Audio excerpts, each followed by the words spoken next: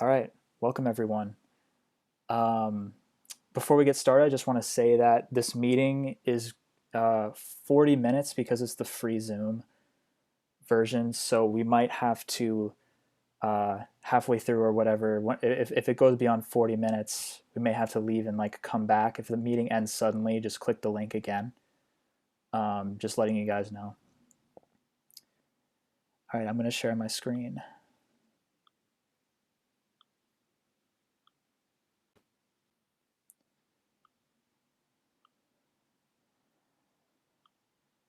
Okay, today we're going to be talking specifically about masking and mixing.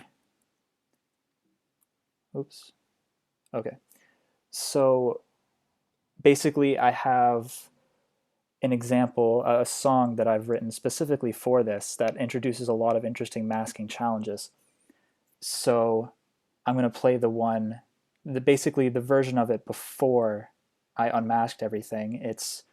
The song was like recorded and balanced with some reverb and delay, but there's no panning.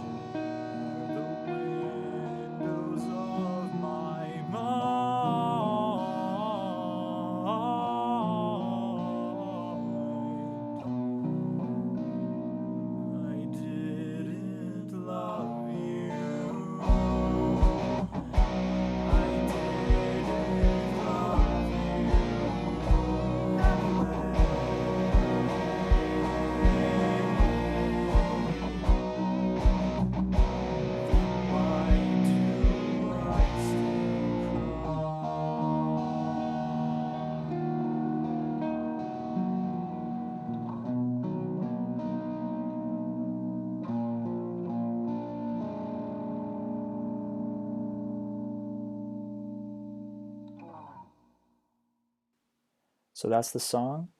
The next one I'm going to play is the final mix, and we're going to be talking about some of the ways we unmasked some of those guitars and the kick drum and stuff like that, and the vocals. So yeah, this is the mix that we're going to be learning how I got to.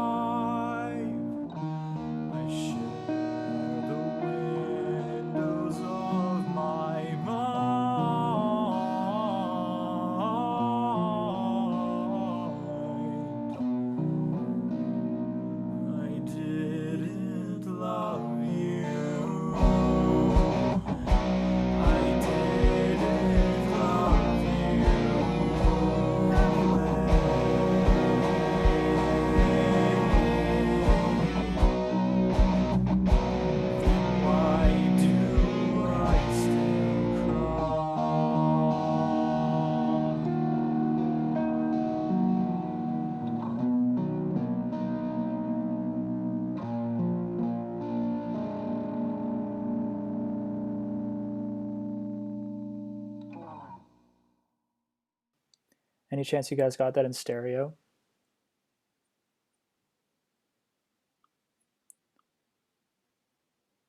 Cool. So yeah, something that's really important to note throughout this entire presentation is that masking is not like a yes or no thing.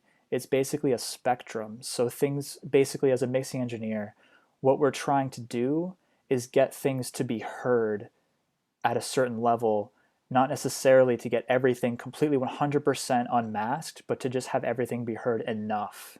So that's something that I want to harp on a little bit.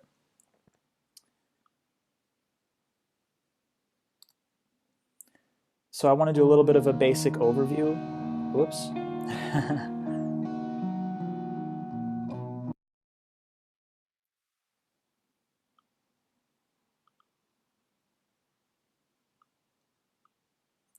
I want to do a little bit of a basic overview on masking. There are three primary types of masking. There's amplitude-based masking, frequency-based masking, and time-based masking. So let's look at amplitude. So basically, we've experienced this in our everyday lives. If there are two signals at different amplitudes in a similar frequency range, the louder one will mask the quieter one. Now, we notice this when someone is like talking to us and then like a loud truck passes by on the road and the person has to speak up in order to be heard. That is an example of amplitude-based masking. So in a mixing context, this can be overcome through fader moves, just basic volume moves, and compression of the masker, which we'll talk more about later in an example. So this graph basically, one of the interesting characteristics about it is that it shows amplitude-based masking. So basically, to make sense of this, this is a test tone at 1 kilohertz being played at different amplitudes, just barely masked by the narrowband noise, by narrowband noise. Hang on, someone's in the waiting room.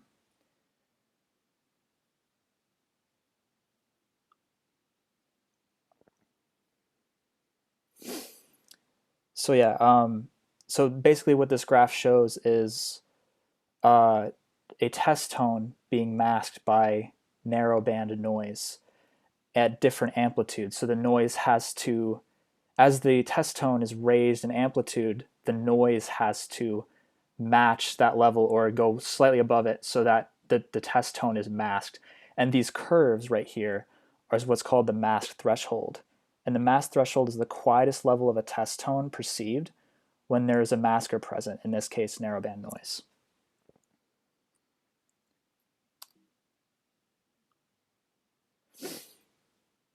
So the next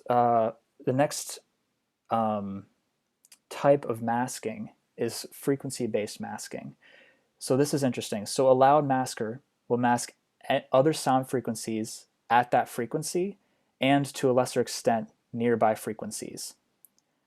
So in general, the louder a sound source is, the more it masks frequencies above it. This is called the upward spread of masking. So in general, this can be overcome with EQ, microphone choice in the tracking stage, and arranging. So not everything needs to be solved in the mix. Ideally, you would solve this with arranging, like not having too many instruments crowding the low mids, for instance. So this graph here shows, similarly to the last one, this shows masked thresholds when there's a test tone being masked at these different frequencies. Something that we can glean from this map or this graph is that the mask threshold behaves differently at different frequency ranges. So at the 250 hertz, the threshold curve is much wider than at the 1 kilohertz and 4 kilohertz curves. This means that independent of amplitude, lower frequencies have a tendency to have a wider spread of masking than higher frequencies. So they mask more heavily. So let's look at this graph again and notice that the upward spread of masking is happening. So if you notice on the right side, it's really like as the amplitude gets higher, it's really spreading out up towards the higher frequencies. But at the lower frequencies, it's staying relatively narrow, and that's just simply upward spread of masking. So yeah, this slide combined with the previous slide is part of the reason why bass is so hard to mix.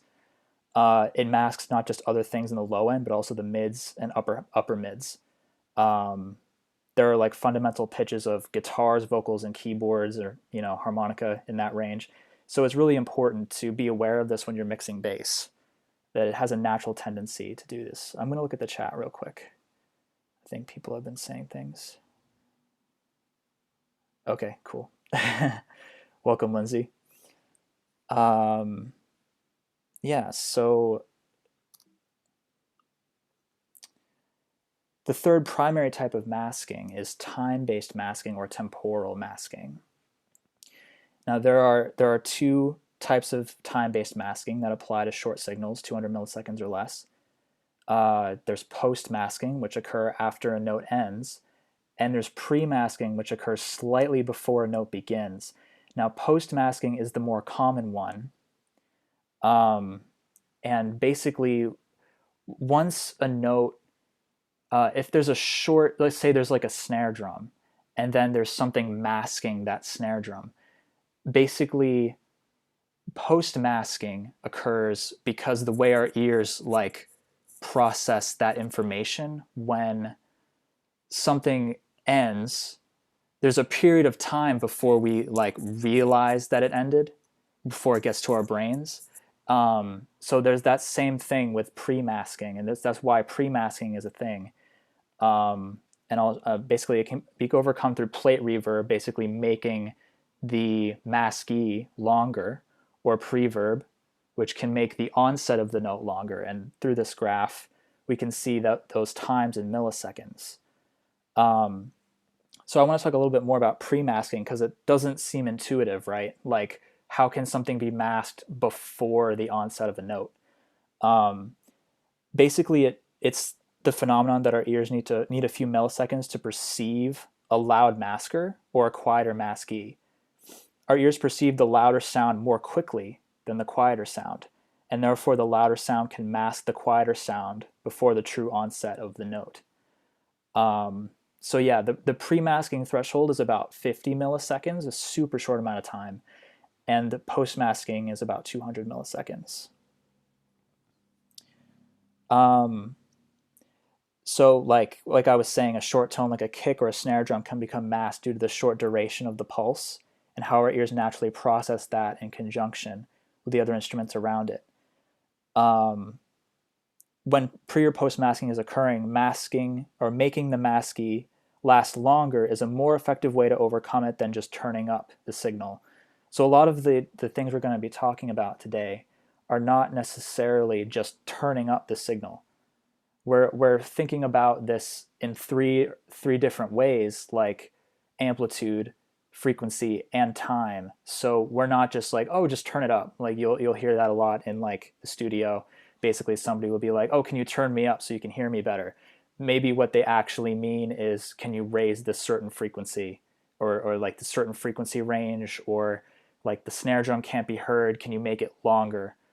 Sometimes you need to do those things without telling them that you're doing that. Like, yes, I'm turning you up, but I'm actually like making it longer just so you can be heard. So there's a couple of other types of masking solutions. There's space masking. Basically, spatial masking is when you can, it's basically a technique that you can use to release from masking, is just panning things in different locations. If if things are masking each other, sometimes a really great way to unmask them is to pan them to different locations. There's another way besides panning that you can use space to unmask, and we're going to talk about that later. Another way is timbre. So separating instruments from each other in timbre with like a modulation effect, like chorus or flanging, can really make a huge difference. The reason why this works is really interesting. Like evolutionarily, our ears naturally pick out like things that are changing more than like static objects. So now we're going to get to the fun stuff. This is, so basically this whole section on crafting the vocal is about each example builds on the next one. So after I've played an example and I show how I've done a certain technique, that technique follows into the next one for this section. So basically, this example features the main rhythm guitar and the lead vocal. And so yeah, I'll just play it.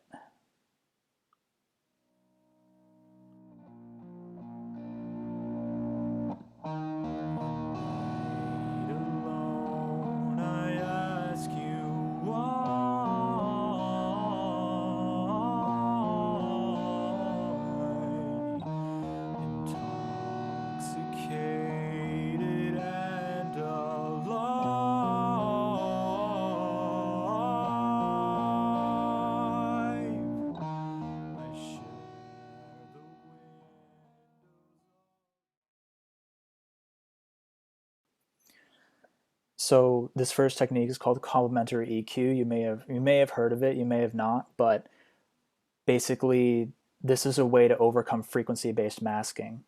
Because masking is frequency dependent, complementary EQ is a good alternative to simply like turning up the masky. So I'll play this and let you hear the difference.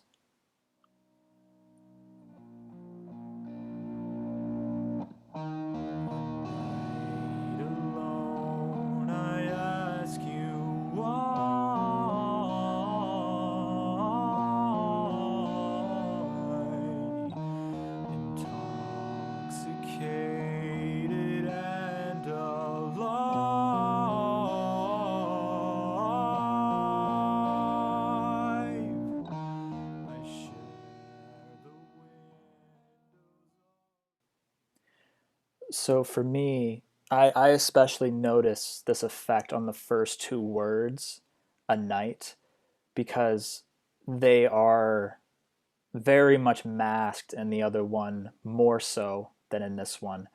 For me, I just notice like the vocal just stands out just a little bit more. It's a subtle effect, but this in conjunction with everything else I'm going to show really makes a difference as far as having the vocal being able to be heard, and this can apply to other instruments as well.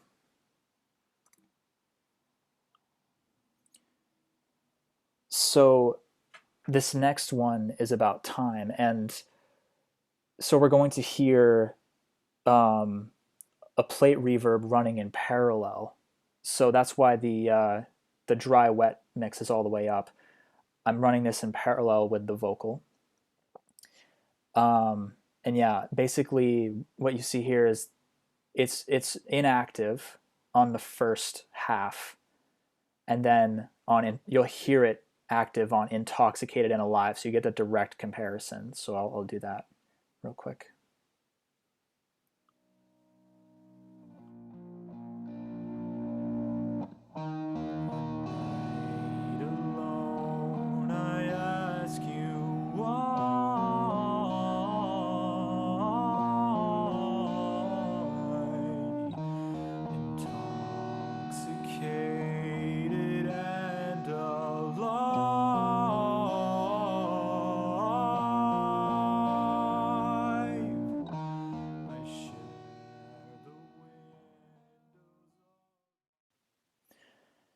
So for me, like this adds some length to the consonants in order to make them more intelligible, which is super important for a vocal. The consonants are a huge part of why you can hear what you can understand what somebody is saying.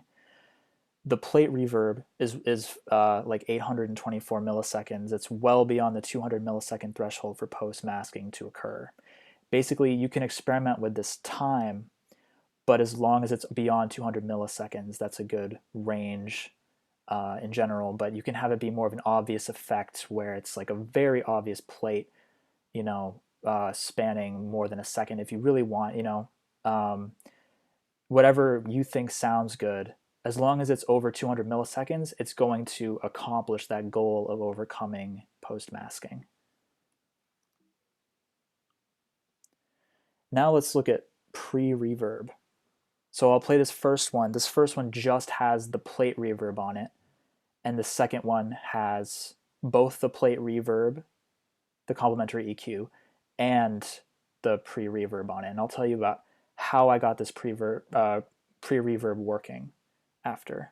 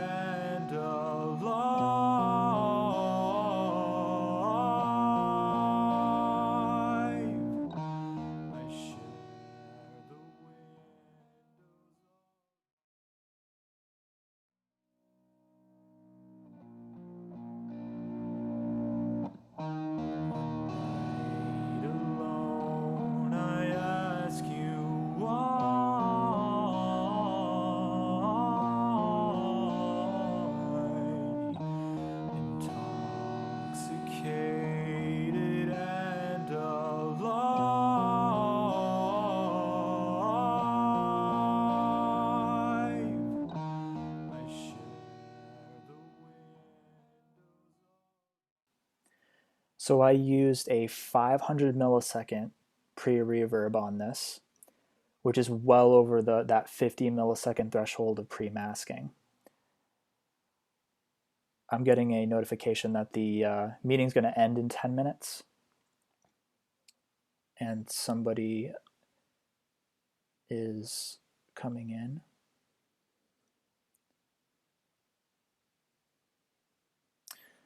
So basically, I'll just wrap this part up. In Pro Tools, I made a copy of the track. Then you select the clip, and then you go to Audio Suite, Reverb, and like whichever reverb you want, and set your parameters.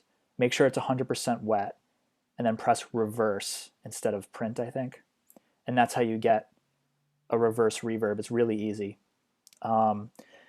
For me, at least, this effect makes the beginning of the words sound more audible over the guitar than they were.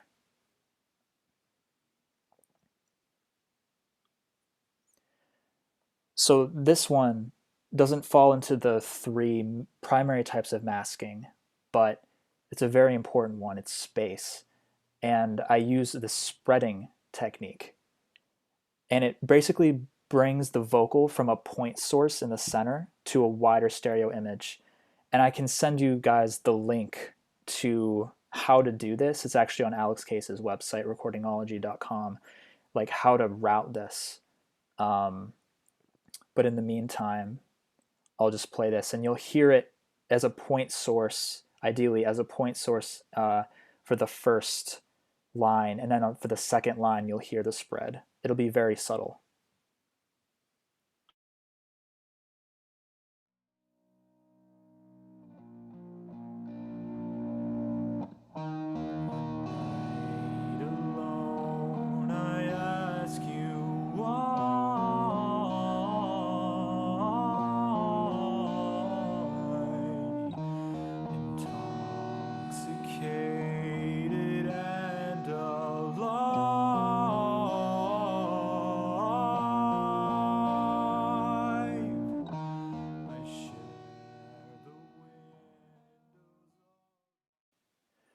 One of the important things about this technique is how subtle it is.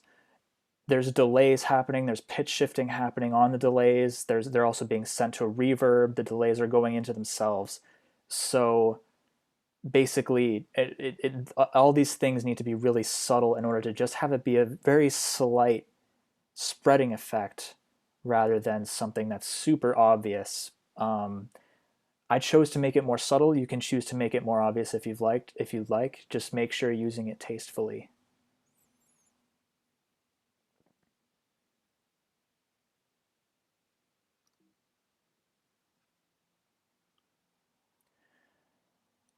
So the last thing that I added to this vocal is really, in parallel, I did a really subtle chorus and pitch shift. The pitch shift is up an octave, and I put a filter, a low-pass filter after it to tame those upper harmonics that would happen if it was just an octave up. It might have that like chipmunky sort of sound. I just filtered it after that. the chorus is a really low rate and a really subtle depth to it. So this is really just to make the vocal that much more interesting. It's just a little bit more interest to it.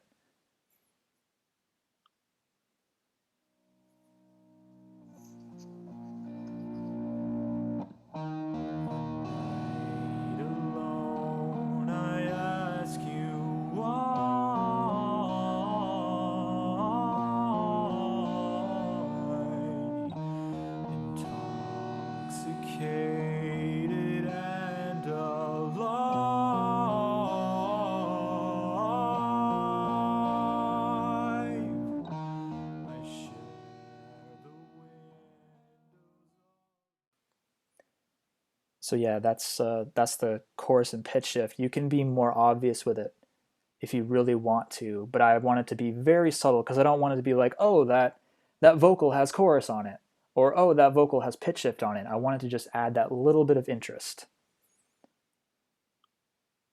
So I'll play the before and after. This first one is without any of the techniques that we talked about, and the last one is with all of them.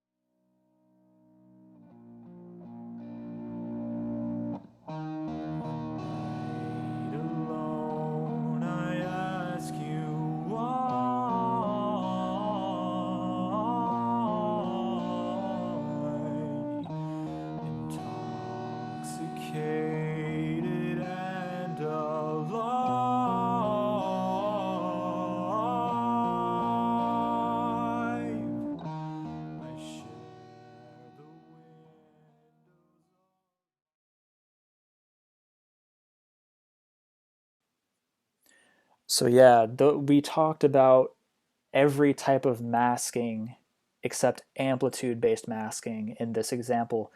Um, but yeah, hopefully you can hear the difference between that first one and that second one, just how the vocal just seems to pop out just that little bit more. And notice that I didn't say I turned it up. Literally, I didn't turn it up at all. In any of these examples, it's at exactly the same amplitude. So yeah, I think that's super interesting, that you can do things like that without turning it up. Just crazy. So I actually want to stop here because the meeting's about to end, and then I want you, if you guys like what you've seen, there's part two. Basically, because I only have the 40-minute version of Zoom, it's about to end in like 3 minutes. So instead of it just cutting me off in the middle, um, yeah, you guys can just click on the same link again. I'll stop sharing real quick.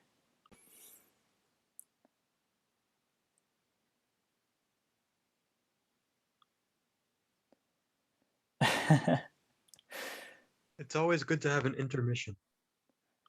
Yes, yes, indeed. Alex, I don't remember you looking like that. What? Oh, that Alex. Yeah, no, Alex, I can actually see you. I'm outside your window right now. Nah, the other one. Oh, So the same link you said? yeah, the same link. I'm going to stop recording, and then I'm going to end the meeting, and then I'll just start the meeting again, and you guys can come back.